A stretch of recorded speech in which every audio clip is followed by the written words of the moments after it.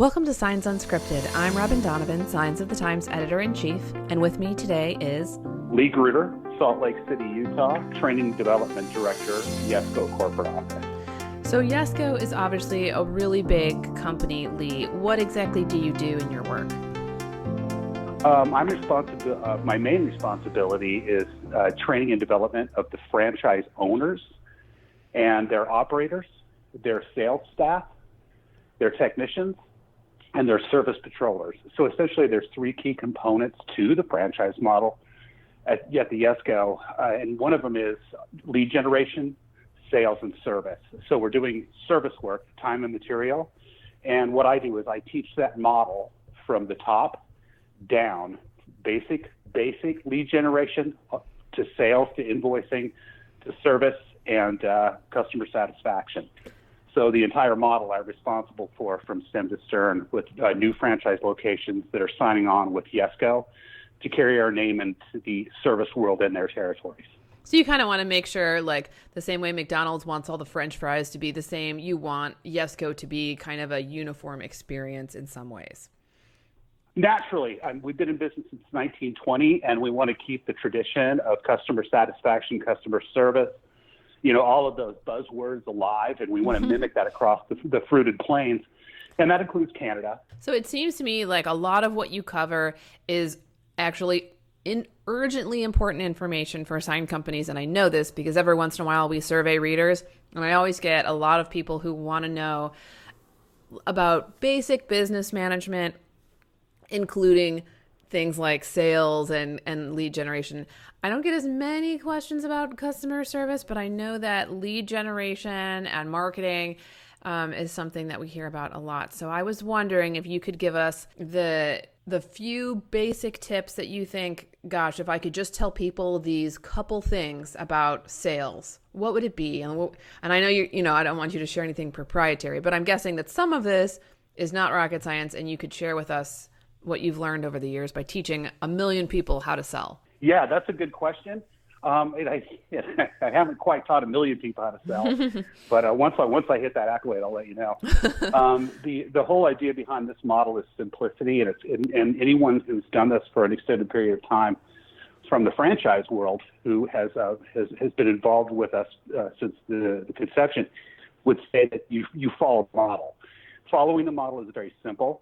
It's generating your own leads by going out and patrolling your own territory and taking photographs of these imminent service needs that are going to be in your territory, and informing the customers within a 24-hour to 72-hour period that they have an electrical issue that requires attention. And we thought we'd bring that to you. And we wanted to schedule a time for our technician to come out, diagnose, and repair. And if we do that in our territories, that each franchise location can have a multitude of territories. It can be 1 or 5. If they canvass their area on a local business-to-business scale, let them know we are a local service provider, although we've been doing business since 1920, maybe not in their territory, but that's who we are. We can take sign and lighting off their worry list. And if our account executives, our salespeople, we call them account executives, grab these leads that are coming in, again, local leads, local business, and we contact them with an attempt to get them on the schedule for a technician to come out, diagnose, and repair. And we lather, rinse, repeat. We do that multiple times per day, in other words. And we follow this protocol that I outline in the week-long training. Then they will be successful. And you will generate the required amount of revenue in your territory to keep several vehicles busy at a 40-hour work week, doing 3 jobs a day or more than that, depending on the tenacity or the expertise of the technician. Mm-hmm. But it's following the model and doing what we know works. Very simple. And so what does if someone, I mean, obviously not everyone listening is a YESCO franchisee. And so say someone wants to do this. I mean, this sounds like a very grassroots process. I mean, you're saying they get in their car, they drive around, they write down this company, their sign is missing X and Y and Z, and then they go back and call them? It's better than that. We have in-house software developers. We use Google Maps to pull data. And what ends up happening is that I'm in front of your business. Let's say it's XYZ Salon, and I want to take a picture of your sign that's partially lit. That's what I'm doing. And I'm hiring what we call service patrol to do this. And they're a second or a swing shift, a night shift, going out and looking in our territories with routes already predetermined that we build in-house so that they can go out and glean the information and leads necessary, and Google pulls all that in for us. And so there's really not much more to do than snap a photo, and then it will assimilate, if you will, the information needed to put that lead together, which is instantaneously put into the queue for the account executive to contact the next day. And we have photos that we submit. It gives us the contact information we need, the address and all that other good stuff. And then we call the customer just to inform them that, hey, you may or may not know, but you have a sign and lighting need that we can give you the attention for diagnostics and repair. Cool. And so what can someone who's not working for YESCO take away from this? Number one is the simplicity of the call, the shortness of the call.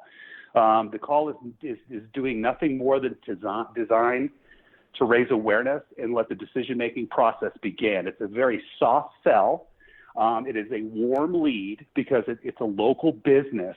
So all the salesperson needs to understand is this is nothing more than maybe about a 2-minute and 15-second presentation with Q&A, questions and answers, and just following up because these basic calls, if you think about it from the standpoint of what we're trying to accomplish, I'm just trying to let you know there's something wrong, and that I could be your people or your person or your location to repair for diagnostics and repair.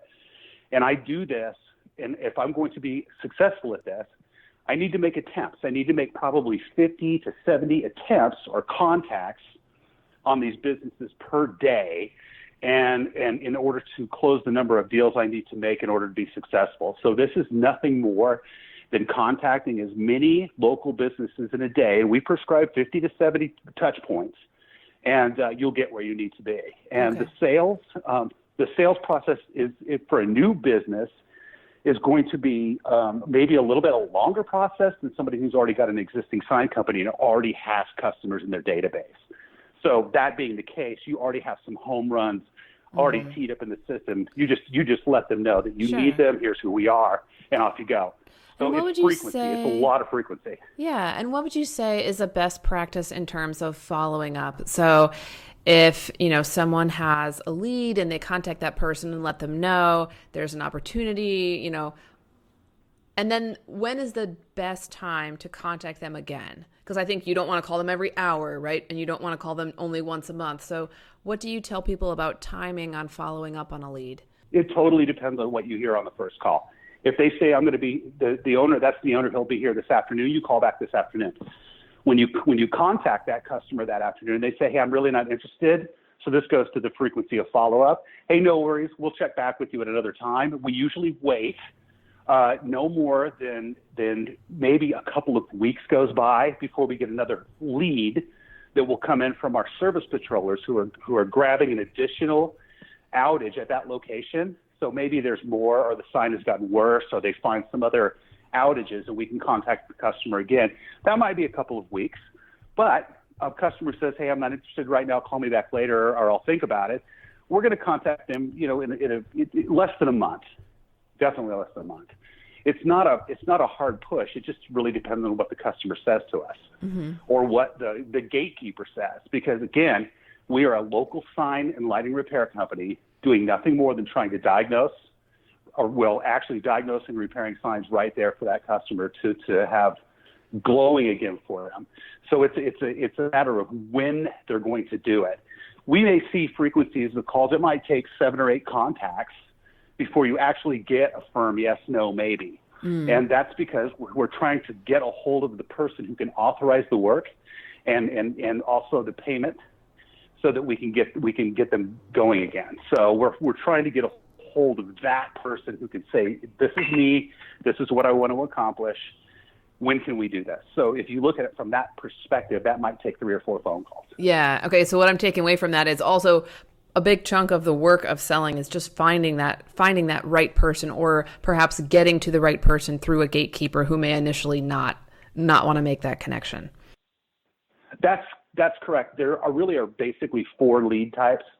If you look at it, there's the single site local mom and pop shops like a pizzeria. In most cases, or a nail salon or something like that, you're going to get a hold of the decision maker pretty readily. But if you're going to call big box stores or chains or things like that, or property management groups, it might be slightly longer for you to sleuth that information and get that. So when we break down the leads, we can look at what's most likely to sell, what's less likely to sell, what we may not ever sell, those types of things. And we break all that down in training and teach you how to go after all of that. Well, very cool.